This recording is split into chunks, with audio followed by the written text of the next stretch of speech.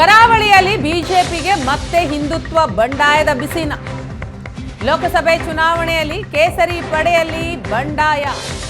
Ticket ಸಿಗದೆ ಇದ್ರೆ ಹಿಂದೂ ಮುಖಂಡನಿಂದ ಬಂಡಾಯದ ಸುಳಿವು ಸಿಕ್ಕಿದೆ. ದಕ್ಷಿಣ ಕನ್ನಡ ಲೋಕಸಭಾ ಚುನಾವಣೆಯಲ್ಲಿ ಬಂಡಾಯದ ಬಿಕ್ಕಟ್ಟ. ಅರುಣ್ ಪುತ್ತಿಲ ಬಳಿಕ ಈಗ ಮತ್ತೋರ್ವ ಹಿಂದೂ ಮುಖಂಡನ ಬಂಡಾಯ ಇರೋದು ಗೋಚರ ಆಗ್ತಾ ಇದೆ. ಲೋಕಸಭೆ ಬಿಜೆಪಿ ಟಿಕೆಟ್ಗಾಗಿ ಸತ್ಯಜಿತ್ ಸುರತ್ಕಲ್ ಕಸರತ್ತನ್ನ ನಡೆಸ್ತಾ ಇದ್ದಾರೆ. ಟಿಕೆಟ್ ಸಿಗದೆ ಹೋದ್ರೆ ಬಂಡಾಯದ ಕಹಳೆಯನ್ನ ಮೊಳಗಿಸ್ತಾರ ಹಾಗಾದ್ರೆ ಸತ್ಯಜಿತ್?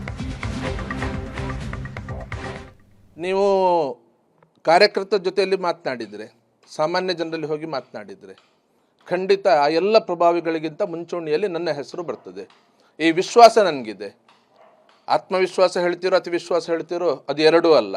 ವಿಶ್ವಾಸ ಅಂಥೇಳಿ ಯಾಕಂತ ಹೇಳಿದರೆ, ನನ್ನಷ್ಟು ಇಲ್ಲಿ ಕಾರ್ಯಕರ್ತರ ಜೊತೆಯಲ್ಲಿ ಬೆರೆತವನು, ಕೆಲಸ ಮಾಡಿದವನು, ಸಾಮಾಜಿಕ ಸಂಘಟನೆಯಲ್ಲಿರ್ಬೋದು, ಸಾಮಾಜಿಕ ಹೋರಾಟದಲ್ಲಿರ್ಬೋದು, 25 ವರ್ಷ ರಸ್ತೆಯಲ್ಲಿ ನಿಂತು ಈ ಸಮಾಜಕ್ಕೋಸ್ಕರ ಹೋರಾಟವನ್ನು ಮಾಡಿದವನು ನಾನು.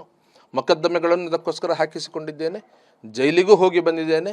ಎಲ್ಲವನ್ನು ಲಾಠಿ ಏಟನ್ನು ತಿಂದಿದ್ದೇನೆ. ಎಲ್ಲವನ್ನು ಅನುಭವಿಸಿದ್ದೇನೆ. ಹಾಗಾಗಿ ಕಾರ್ಯಕರ್ತರ ಜೊತೆ, ಇಡೀ ಸಮಾಜದ ಜೊತೆ ನನ್ನ ಬಾಂಧವ್ಯ ಅದೇ ನನಗೆ ಶ್ರೀರಕ್ಷೆ ಅಂತೇಳಿ ಭಾವಿಸ್ತೇನೆ. ನಾನು ಖಂಡಿತ ಸೈಡ್ಲೈನ್ ಮಾಡಲಾಯಿತು ಅಂತ ಹೇಳಲಿಕ್ಕೆ ಬಯಸ್ತೇನೆ. ಯಾವಾಗ ನಾನು OBC ಹಿಂದುಳಿದ ವರ್ಗ ಮೋರ್ಚಾದ ರಾಜ್ಯ ಕಾರ್ಯದರ್ಶಿ ಆಗಿದ್ದೆ, 3 ವರ್ಷ ನಂತರ ಇದು ಬದಲಾವಣೆ ಸಂದರ್ಭದಲ್ಲಿ ಯಾವುದೇ ಜವಾಬ್ದಾರಿ ನನಗೆ ಕೊಟ್ಟಿಲ್ಲ. ಯಾವುದೇ ಕಾರ್ಯಕ್ರಮದ ಆಮಂತ್ರಣ ಆಗಲಿ ಅಥವಾ ಯಾವುದೇ ಸಭೆಯ ಆಮಂತ್ರಣ ಆಗಲಿ ನನಗೆ ಬಂದಿಲ್ಲ. ನನ್ನನ್ನು ಪೂರ್ತಿಯಾಗಿ ನಿರ್ಲಕ್ಷ್ಯ ಮಾಡಿ ನನ್ನನ್ನು ದೂರ ತಳ್ಳುವಂಥ ವ್ಯವಸ್ಥಿತ ಪ್ರಯತ್ನ ಇಲ್ಲಿನ ಒಂದಷ್ಟು ಮುಖಂಡರಿಂದ ಆಯಿತು. ನನ್ನ ಜೀವನವೇ ಸಮಾಜಕ್ಕೋಸ್ಕರ ಇತ್ತು.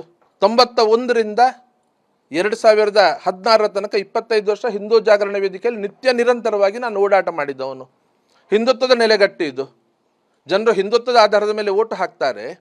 ಚುನಾವಣೆಯ 1 ತಿಂಗಳ ಸಂದರ್ಭದಲ್ಲಿ ನಾನು ಕೆಲಸ ಮಾಡಲಿಲ್ಲ ಅಥವಾ ಪಕ್ಷದ ವೇದಿಕೆ ಹತ್ತಲಿಲ್ಲ ಅಂತ ಹೇಳಿದರೆ,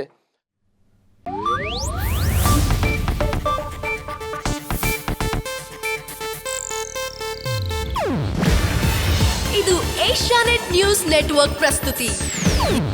ನೀವು ನೋಡ್ತಿದ್ದೀರಾ ಏಷ್ಯಾನೆಟ್ ಸುವರ್ಣ ನ್ಯೂಸ್.